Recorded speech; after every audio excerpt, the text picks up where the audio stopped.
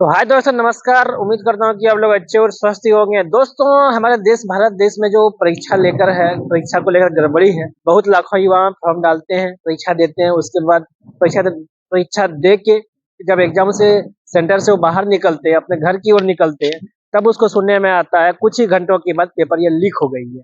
Paper leak हो गई थी, उसकी सारे मन की जो इच्छा है, सारा लक्ष्य, सारा सारा पानी फिर जाता है। उसको उसको बहुत ही निराशा होती है और बहुत सारा ऐसा स्टूडेंट है जो अपने आप की जिंदगी समाप्त कर ले। दोस्तों, उसके लिए आज एक कानून आया है कि परीक्षा की गड़बड़ी को लेकर अगर सेंटर में ऐसा पाया गया, अगर कोई भी परीक्षा को कंडक्ट कराने वाली कंपनी अगर ऐसी कार्य कर रही है, तो उसके ऊपर करोड़ रुपए का जुर्माना है और 10 साल की सजा भी सुनाई गई है। कानून को लाया गया है केंद्र सरकार द्वारा और ये संसद में पारित भी हो गई है। राज्यसभा में और लोकसभा दोनों संसद में ये बिल पारित हो गई है।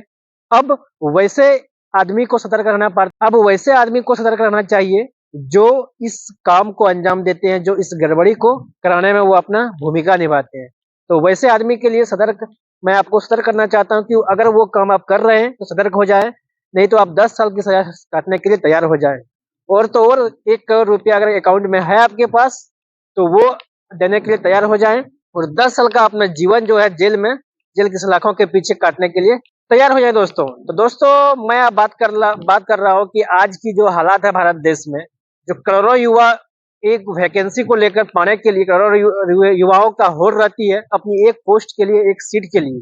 इसके लिए वो लाखों पैसे खर्च करते हैं, अपने टाइम को 10 साल, कोई 5 साल व्यतीत करके, समय खर्च करके अपना एग्जाम सेंटर पहुंचते हैं, अपनी एग्जाम की तैयारी करते हैं। तैयारी करने के बाद वो जब एग्जाम पहुंचने वो सेंटर पहुंचते हैं जहाँ पे एग्जाम उसका होता है, उसके बाद एग्जाम देख के जैसे ही वापस निकलता है, जब वो ट्रेन में बैठता है, ट्रेन में या घर पहुंचते ही उसको सुनने में आता है कि परीक्षा की पेपर ये लीक हो गई है। तो जो छात्र मेहनत करके अपना योग्य थे, अगर वो परीक्षा देने गए थे, उसको सुनने में आया कि ये लीक हो गए, तो उसके लिए बहुत ही स्थिति खराब हो जाती है। वो अपने आप को संभाल नहीं पाते हैं। बहुत सारा स्टूडेंट अपने आप की जिंदगी समाप्त कर लेती है। तो इसके लिए केंद्र सरकार और उसकी टीम ने क्या किया, जो अगर कोई ऐसा इस विद्यार्थी लाखों रुपए खर्च करके अपना करियर को बढ़ाने के लिए परीक्षा देते हैं, अपने नौकरी लेने के लिए, कोई पोस्ट को अपने हासिल करने के लिए इतना परिश्रम करते हैं, उसके बावजूद अगर उसको ऐसा सुनने में आता, बहुत ही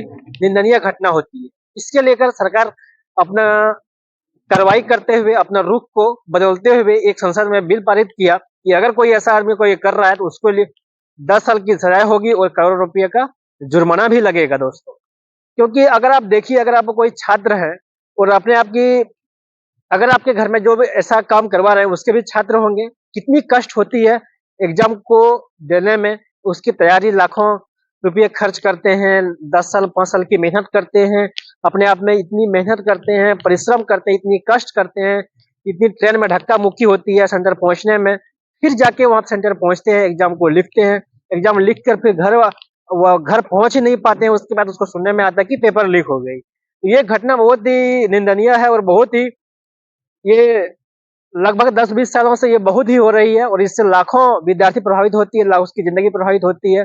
बहुत सारा विद्यार्थियों का जीवन समाप्त हो गए हैं और ऐसे करने वाले अपराधी के प्रति सरकार सख्त कार्रवाई करते हुए अपना ये कदम उठाए हैं।